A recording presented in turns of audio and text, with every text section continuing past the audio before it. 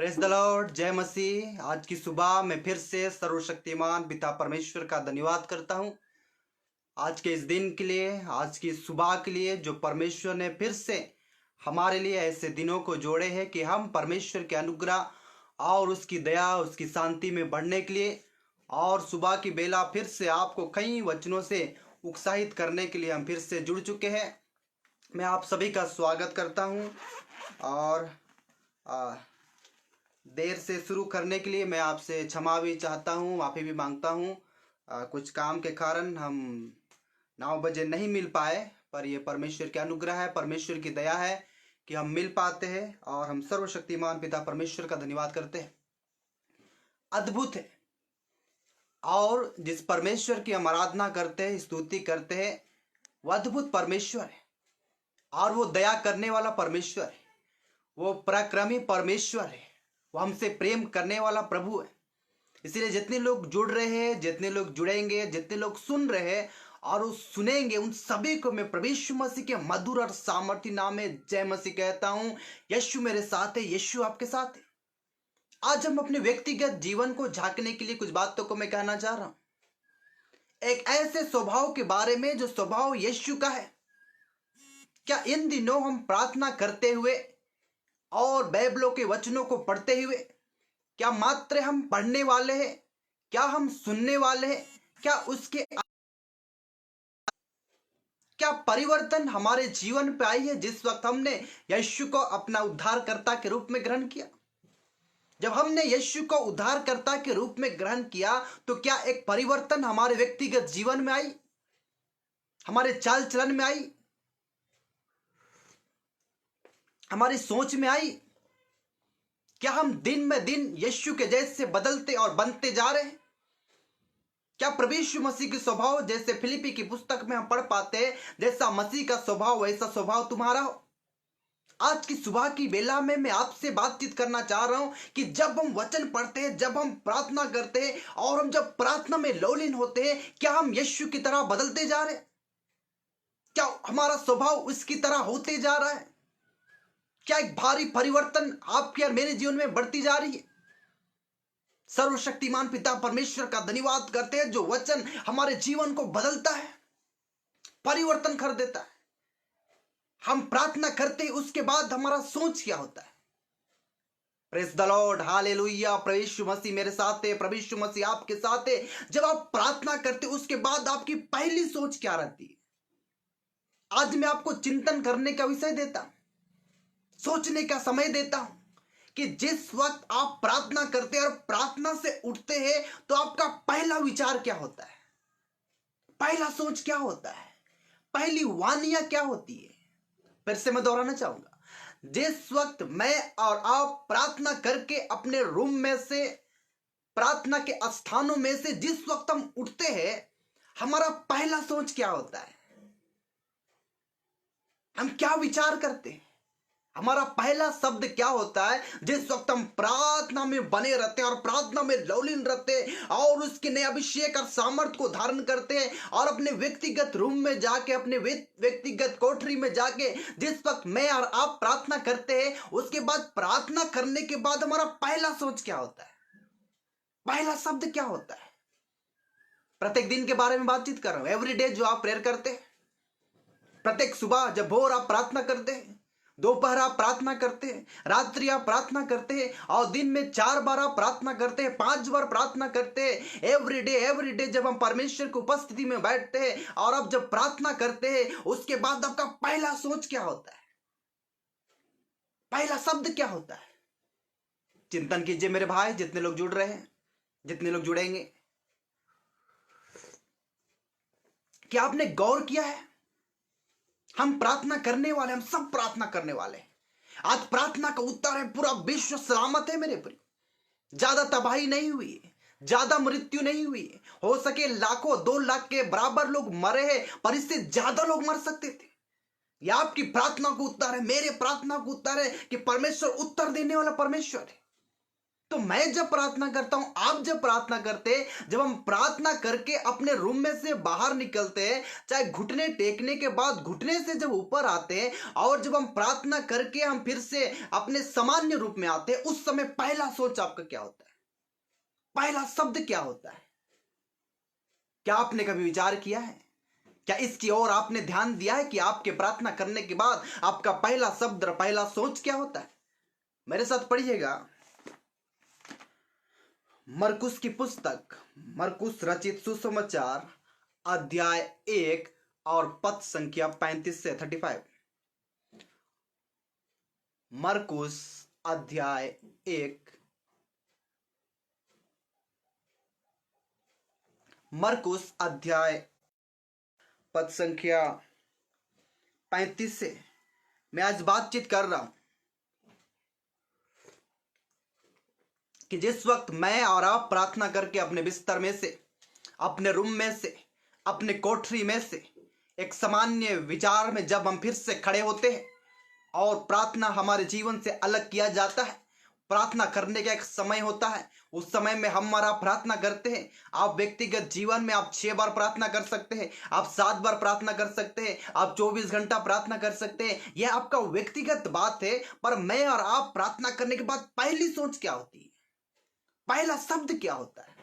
हम पढ़ेंगे परमेश्वर के वचनों में से जो हमें मिलता है मरकुस रचित सुसमाचार अध्याय 1 पद संख्या 35 से। भोर को दिन निकलने से बहुत पहले वह उठकर निकला और एक जंगली स्थान में गया और प्रार्थना करने लगा। पहला बात, भोर को उठ के यीशु मसीह जंगली स्थान में गया, सुनसान जगह में गया, जहां कोई उसे देख नहीं सकते थे, सुन नहीं सकते थे, जिनसे यीशु मसीह से किसी का मुलाकात ना हो। एक ऐसे स्थानों में यीशु ने जाके प्रार्थना की। दिन को उठ के, भोर को उठ के दिन निकलने से बहुत पहले वो जंगली स्थान में जाके प्रार्थना करने वाला व्यक्ति रहा यीशु मसीह। और यीशु मसीह एक ऐसे स्थान में प्रार्थना करने वाला रहा जहां पे वो अकेला रहे। पहला बात, जिस वक्त मैं और आप प्रार्थना करो उसमें आपको आप परिवार से प्रार्थना करते सही है, अपने पत्नी से प्रार्थना करते सही है, अपने लोगों से प्रार्थना करते, कलीसिया से प्रार्थना करते सही है, पर एक ऐसा प्रार्थना जिस प्रार्थना में मैं और पिता हूं, आप और परमेश्वर हो, आप और आपके पिता हो। इसलिए यीशु मसीह दिन निकलने से बहुत पहले जंगली स्थान में जाके वो प्रार्थना करने लगा। वो प्रार्थना किया और प्रार्थना करने के बाद अब सूरज निकल चुकी है। अब यीशु मसीह बाहर आए प्रार्थना करके, और वचन कहता है तब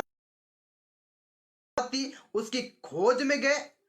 जब वह मिला तो उससे कहा, उसने उनसे कहा, आओ हम और कहीं आपस की बस्तियों में जाए कि मैं वहां भी प्रचार, इसीलिए निकला हूं। अतः सारे गलील में उनके आराधनालयों में जाकर प्रचार करता और दुष्ट आत्मा को निकालता रहा। जिस वक्त हम प्रार्थना करते, प्रार्थना करके उठते, एक नई सामर्थ, एक नई ऊर्जा आती है, चेहरा बदल जाता है। लिखा हुआ यीशु और प्रार्थना चेहरा बदलने लगता है। होती है जब यीशु प्रार्थना करके और यीशु मसीह जब प्रार्थना पे एलिया और मूसा उनसे बातचीत करने आए, उसके मृत्यु के भविष्यवाणी के बारे में बातचीत करने के लिए आए। जिस वक्त हम प्रार्थना करते हैं तो हमारा मन विचलित हो जाता है, हमारा मन कई बार घबराता है और रुकावटें और बाधाएं आती है। हमारे प्रार्थना का स्तर ऐसा होना चाहिए, उच्च प्रार्थना स्तर होना चाहिए। इस वक्त हम सामर्थ्य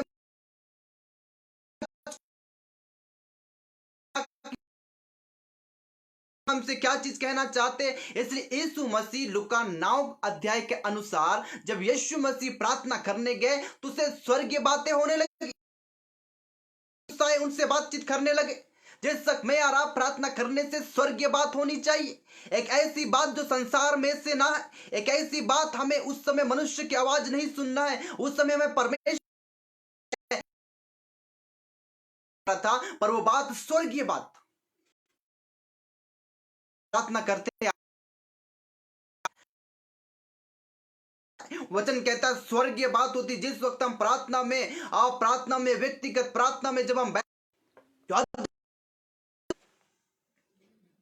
इसीलिए यीशु मसीह जब प्रार्थना करके निकले और चले जा रहे, यहां पे वचन कहता है सिमोन और उसके साथी खोज रहे थे और बोले कि सब लोग आपको ढूंढ रहे। यीशु ने उत्तर दिया, उसने उससे कहा आओ हम और कहीं आपस की बस्तियों में जाए कि मैं प्रचार करूं, क्योंकि मैं इसीलिए निकाला हूं। प्रार्थना करने के बाद पहली सोच मैं तो जिस वक्त हम प्रार्थना करके उठे, हमारा पहला सोच, पहला विचार, यीशु मसीह ने कहा आओ हम आपस की बस्ती में जाके प्रचार करें। यीशु मसीह प्रार्थना करने के बाद उनकी सोच थी कि मैं प्रचार करूं। हम प्रार्थना करने के बाद हमारा प्रार्थना का शब्द ही ऐसा रहता है, प्रभु हम मांगने वाले व्यक्ति ज्यादा रहते हैं, आंसू को मांगते हैं, दानों को मांगते हैं, वरदानों को मांगते हैं, सुरक्षा को मांगते हैं, और यही सब हमारा प्रार्थना का विषय रहता है। मगर ऐसे कम लोग हैं जो सेवकाई के बारे में सोच करते हैं। हम दिन में दिन परमेश्वर से सुरक्षा मांगते हैं, परमेश्वर से अनुग्रह मांगते हैं, पर मैं आपको बताना चाहता हूं हमारा प्रार्थना के बाद जो पहला शब्द और पहला सोच जो होता है, वो सोच होना चाहिए राज्य की बढ़ोतरी। और यीशु ने कहा, जब वहां पे उसके शिष्यों ने कहा कि सब लोग आपको ढूंढ रहे थे, आप कहां थे, यीशु मसीह ने उस बात का उत्तर नहीं दिया कि मैं कहां था, कि मैं प्रार्थना कर रहा था। उसने उत्तर दिया कि आओ आपस की बस्ती में जाके हम प्रचार करें। ये उत्तर दिया। इसलिए जिस वक्त आप प्रार्थना करते हैं तो आपका पहला शब्द होना चाहिए यीशु।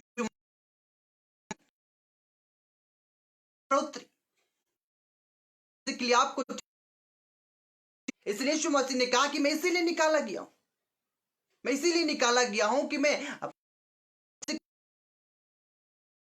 प्रार्थना करते आराम से, हम प्रार्थना करते परिवार के लिए सुरक्षा मांगते, अपने लोग की सुरक्षा मांगते, पर इससे ज्यादा लाभ नहीं, इससे ज्यादा प्रॉफिट नहीं है, इससे परमेश्वर की राज्य की बढ़ोतरी नहीं है। जिस वक्त आप प्रार्थना कर, यीशु मसीह ने कहा और कहीं आपस की बस्तियों प्रचार करूं, क्योंकि मैं इसीलिए निकाला हूं। अतः वह सारे गलील में प्रचार करता और दुष्ट आत्मा को निकालता रहा। लोग बंदी में है, आजादी चाहिए। तो आत्मा से बोलना चाहता हूं कि जिस वक्त आप प्रार्थना करके उठते, आप क्या सोचते हैं, क्या विचारधाराएं आपकी आती है, क्या कल्पनाएं आप करते हैं। अगर आप सचमुच परमेश्वर के बेटे और बेटी है तो आपका पहला सोच रहेगा बढ़ोतरी, कलीसिया की बढ़ोतरी। प्रभु यीशु मसीह में बहुत लोग आना चाहिए, पापों से, कि वो लोग पापों से पश्चाताप करें, यीशु को ग्रहण करें। काम यीशु का नहीं है, ये काम मेरा है, ये काम आपका है। यीशु मसीह ने तो हमें बताया गया कि जिस वक्त यीशु मसीह प्रार्थना करके उठते थे, उसका डेली का था, रोजाना का था। वो प्रार्थना करके उठने के बाद वो आपस की बस्ती में जाते थे, प्रचार करते थे। आप फोन में प्रचार कर सकते हैं, आप वीडियो में प्रचार कर सकते हैं। जो मैं बोल रहा हूं इसको करके आप कुछ ना कुछ योगदान में आ सकते हैं। आपका योगदान सुसमाचार में होना चाहिए। चाहे आप प्रचार नहीं करते तो वचनों को दूसरों तक लिंक भेज सकते हैं, बहुत सारे दासों का सुसमाचार उनके तक पहुंचा सकते हैं। यह भी आपका ड्यूटी है। पहला काम आपका यही होना चाहिए। जिस वक्त आप प्रार्थनाओं से उठते हैं, आपका पहला सोच कि परमेश्वर की राज्य की बढ़ोतरी कैसे हो। जिस वक्त आप प्रार्थना करके उठते हैं तो आपको परमेश्वर के राज्य के बारे में चिंता करना है। यीशु ने कहा आओ हम आपस की बस्ती में जाकर प्रचार करें, क्योंकि हम इसीलिए निकाले गए हैं। यह सबसे नहीं होगा जो सचमुच रियल में यीशु मसीह का बेटा और बेटी। यूहन्ना की पुस्तक, यूहन्ना अध्याय 1 और यूहन्ना 1 उसका 12 पद। यूहन्ना की पत्री अध्याय 1 पद संख्या 12। परंतु जितनों ने उसे ग्रहण किया, उसने उन्हें परमेश्वर के संतान होने का अधिकार दिया, अर्थात उन्हीं जो उनके नाम पर विश्वास रखते हैं। वे ना तो लहू से, ना शरीर की इच्छा से, ना मनुष्य की इच्छा से, पर परमेश्वर से उत्पन्न हुए हैं। हमने यीशु को ग्रहण किया तो यीशु ने तो अधिकार दिया, परमेश्वर हमारा पिता है। और वचन कहता है कि उसे ना शरीर की इच्छा से मगर परमेश्वर से उत्पन्न होने वाला पहला फल वो यीशु है। उसके बाद हम यीशु को ग्रहण, यीशु के जिस वक्त हम यीशु को परमेश्वर के संतान है, परमेश्वर के संतान है, परमेश्वर का बेटा और बेटा। तो वचन कहता है यीशु जब प्रार्थना करके उठते थे तो वह बस्ती में जाके हमें प्रचार करना है। तो समाचार के बारे में आप क्या चिंतन मनन करते हैं? रोज आप प्रार्थना जरूर करते हैं। ये प्रार्थना करना ही राज्य की बढ़ोतरी नहीं है। सुसमाचार प्रचार करना राज्य की बढ़ोतरी है, छुटकारा है, मन की शांति है, आजादी है, पवित्रता परमेश्वर के वचनों के अनुसार होता है, वचनों को सुनाने के द्वारा होता है। इसलिए मैं आज की सुबह आपसे बातचीत कर रहा हूं कि जिस वक्त आप प्रार्थना करके उठते हैं, आपका पहला शब्द क्या होता है? आपका पहला सोच क्या होता है? पहली कल्पनाएं क्या होती है? कि हम प्रार्थना करते हैं और जिस तरह हम चलते हैं रोज वैसे ही करते हैं? नहीं। यीशु मसीह ने सिमोन से कहा और शिष्यों से कहा, आओ हमें आपस की बस्ती में जाके प्रचार करना है। यीशु तो प्रार्थना करके उठे। यहां पे हम कहते हैं कि जिसने यीशु मसीह ग्रहण किया, यीशु ने अधिकार दिया, हम परमेश्वर के संतान। जब परमेश्वर के बेटा और बेटी है तो यह आपका ड्यूटी है, आपका कर्तव्य है कि परमेश्वर के राज्य की बढ़ोतरी हो। और उसके राज्य की बढ़ोतरी के लिए आपको चिंता करना है, और ये रोज चिंता करना है। जिस वक्त आप प्रार्थना करके उठते हैं उस समय आपको चिंता करना है। मेरे साथ पढ़िएगा परमेश्वर के वचनों में से गलती की पुस्तक, गलतियों अध्याय 4 और पद संख्या 6 पढ़ेंगे। और तुम जो पुत्र हो, इसलिए परमेश्वर ने अपने पुत्र के आत्मा को जो हे अब्बा हे पिता कहकर पुकारता है, अपने हमारे हृदय में भेजा है। इसलिए तू अब दास नहीं परंतु पुत्र है, और जब पुत्र हुआ तो परमेश्वर के द्वारा वारिस भी हुआ। एक ऐसी आत्मा दिया गया जिससे उसको हम हे पिता हे अब्बा करके पुकार सकते हैं।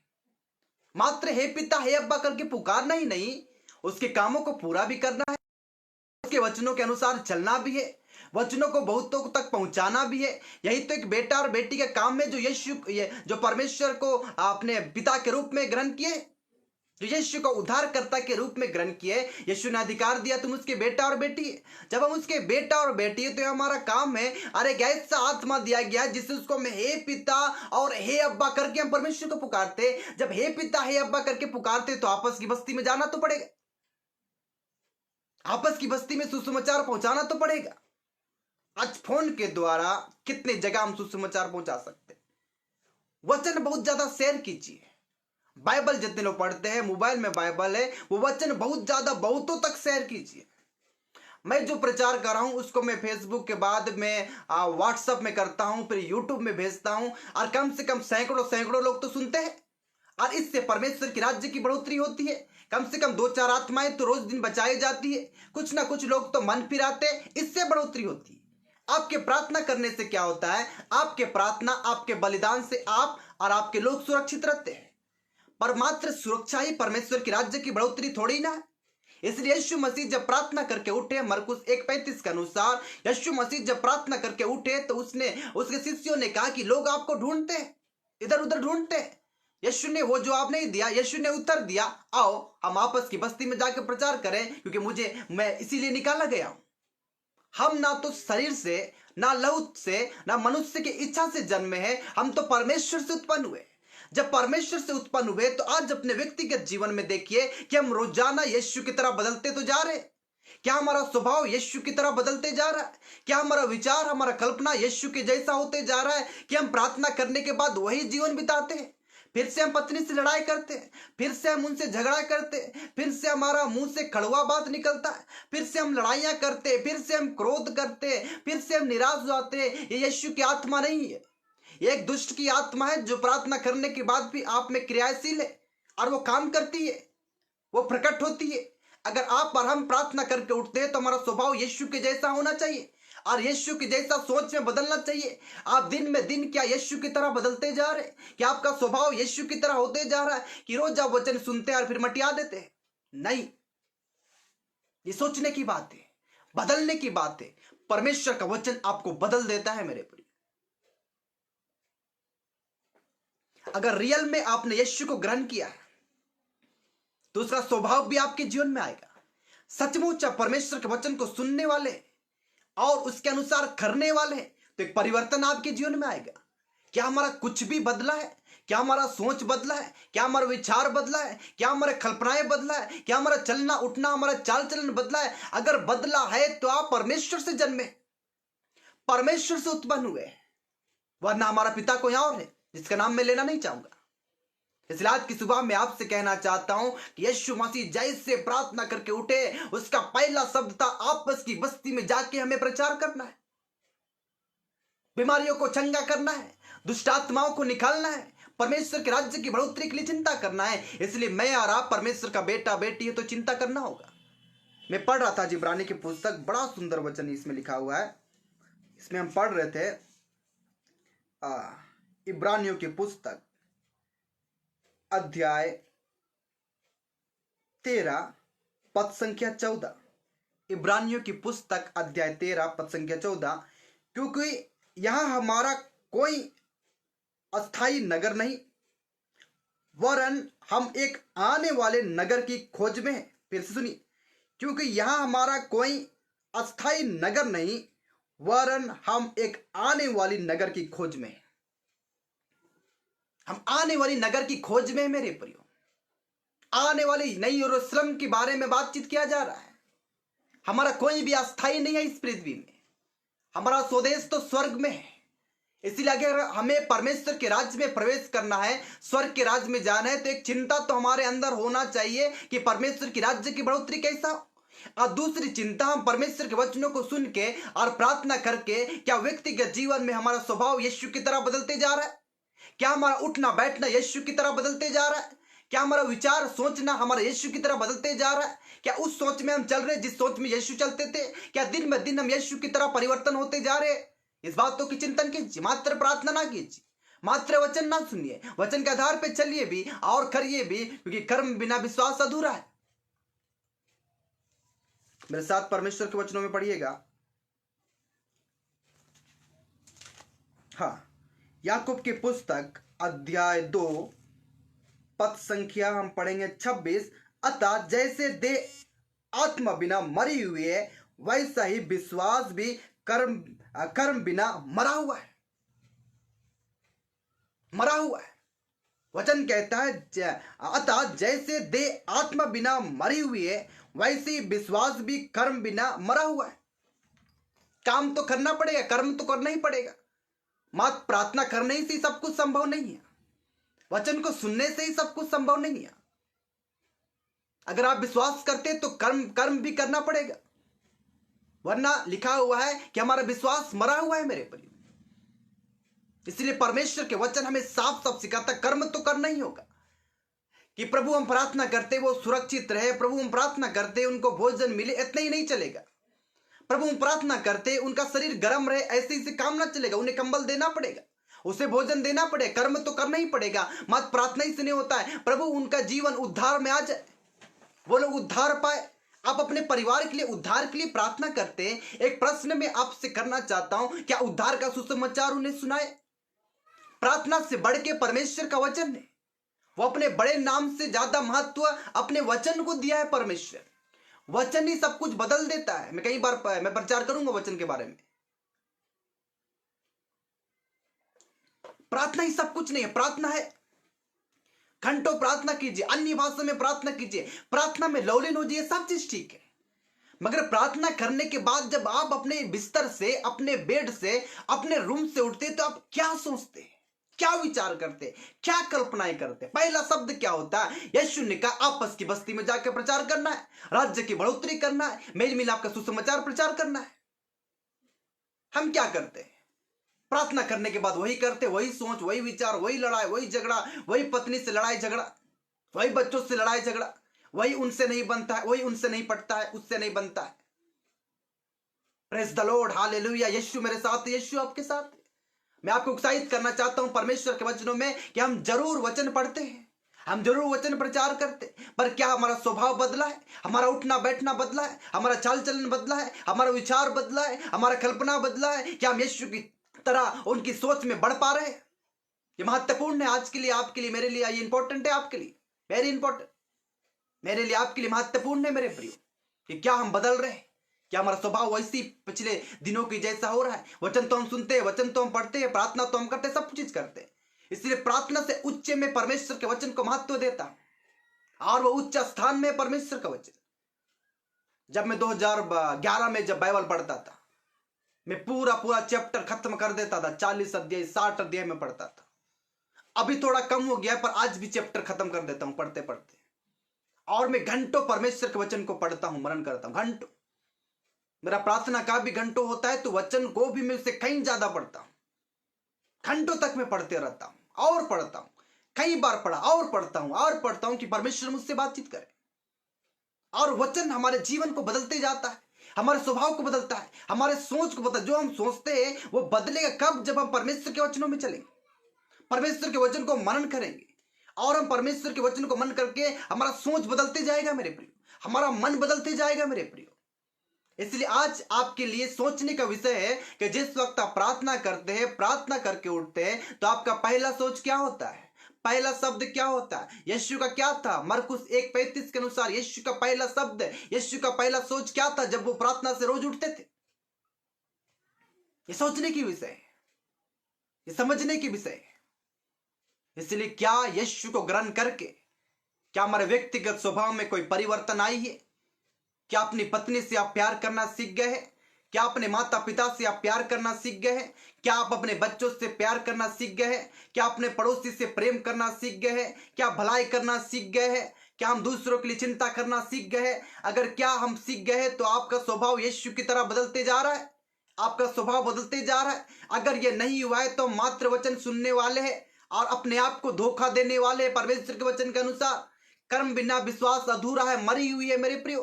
कर्म तो करना ही पड़ेगा, परमेश्वर के लिए उठना ही तो पड़ेगा, परमेश्वर के लिए दौड़ना ही तो पड़ेगा, उसके राज्य के बढ़ोतरी के लिए चिंता तो करना ही पड़ेगा। मात्र प्रार्थना करने से सब कुछ संभवता नहीं है। प्रार्थना से क्या मिल पाया है आज तक आपको और मुझे? वचन से बहुत कुछ मिल पाया है। स्टेपनी है, परमेश्वर के मार्गों में चलने के लिए स्टेपनी का काम करता है प्रार्थना। पर हमारे व्यक्तिगत स्वभाव और जीवन और मनुष्य को परिवर्तन, आदेश को परिवर्तन काम करने के लिए प्रार्थना ही काम नहीं आती, वचन काम आता है। वचन सुनना नहीं, वचन में चलना काम आता है। और वचन ही हमारे जीवन को परिवर्तन कर देता है।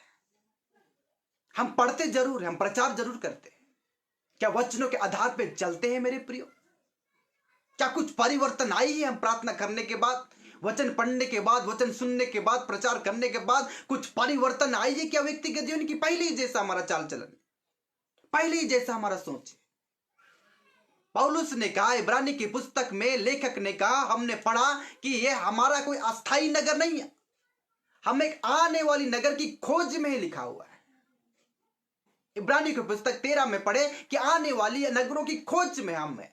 हमारा सोच ऐसा होना चाहिए।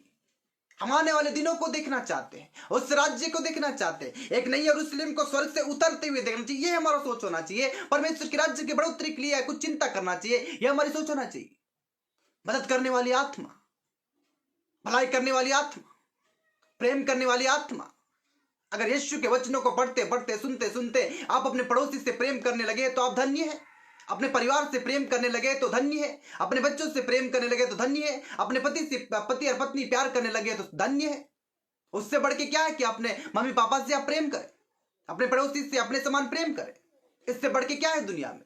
मेरी मिलाप का सुसमाचार हमें और आपको दिया गया है। आज की संदेश में प्रार्थना करने के उठने के बाद, आप दिन में कितने बार प्रार्थना करते हैं मैं नहीं जानता, पर प्रार्थना करने के बाद, उठने के बाद पहला शब्द, पहला विचार, पहले कल्पनाएं क्या होती है, इसकी ओर चिंता करिए। इस वचन के अनुसार आप बढ़ते जाइएगा। परमेश्वर मसीह आपको बहुतायत का आशीष दे। जितने लोग सुने और सुनेंगे वो सब यीशु में आशीष पाए। इसीलिए जितने ने यीशु को ग्रहण किया, यीशु ने अधिकार दिया, तुम परमेश्वर के संतान हो। गलती में पढ़ पाए हमने कि हमें ऐसा आत्मा दिया गया जिससे उसको हम हे पिता हे अब्बा करके पुकार सकते हैं।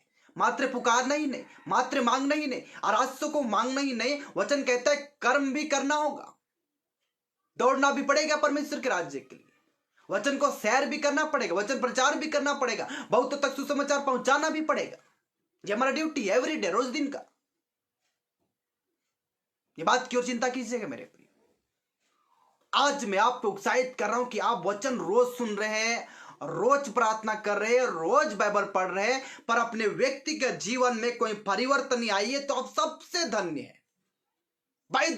परमेश्वर का वचन बदल देता है मेरे प्रियो। एक भारी परिवर्तन आती है, एक भारी अभिषेक और सामर्थ्य में चलने के लिए परमेश्वर का आत्मा आपसे चाहता है कि हम उसके आत्मा की भरपूरी में अभिषेक में चले मेरे प्रियो। अपने आंखों को बंद करें, हम प्रार्थना करें, हम धन्यवाद करें सर्वशक्तिमान पिता परमेश्वर का जो अद्भुत और सामर्थ्य है।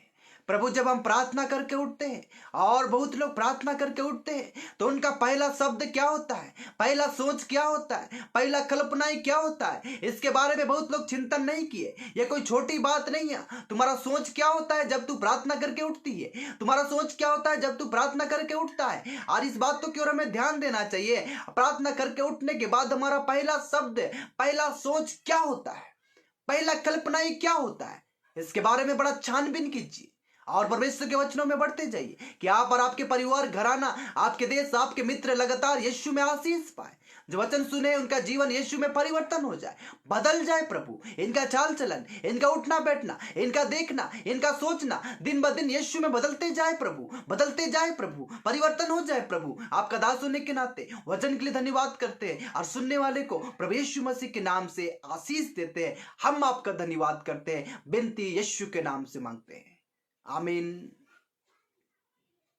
बढ़िए, आज देखिए कि हम परमेश्वर के वचन सुनने, वचन को पढ़ने, मनन करने और प्रार्थना करते करते लगातार लौलीन होने के कारण क्या व्यक्तिगत जीवन में कोई परिवर्तन आई है? क्या हम दिन ब दिन यीशु के स्वभाव में बदलते जा रहे, उनके चरित्र में बदलते जा रहे, उनके विचारों में बदलते जा रहे, उनकी कल्पनाओं में बदलते जा रहे? इसीलिए पौलुस ने कहा हमारा अस्थाई कोई नगर नहीं है, हम आने वाली नगर की खोज में निकले हुए, जो परमेश्वर सिद्ध करेगा मेरे में और आप में, और मुझ में और आप में प्रकट करेगा। नया यरूशलेम परमेश्वर दिखाने को चाहता है। जितने सुने और सुनेंगे उन सबको प्रभु मसीह के मधुर और मीठे नाम में जय मसीह की। यीशु मेरे साथ है, यीशु आपके साथ है। आप सभी को प्रेज द लॉर्ड। प्रभु मसीह आपके और आपके परिवार को बहुतायत का आशीष दे, और आप दिन ब दिन परमेश्वर के वचनों में और उनके वचनों के आधार पर दिन ब दिन बदलते जाइए, नए होते जाइए, आपका स्वभाव यीशु में नया होते जाए। मैं प्रभु का दास होने के नाते आपको आशीष देता हूं।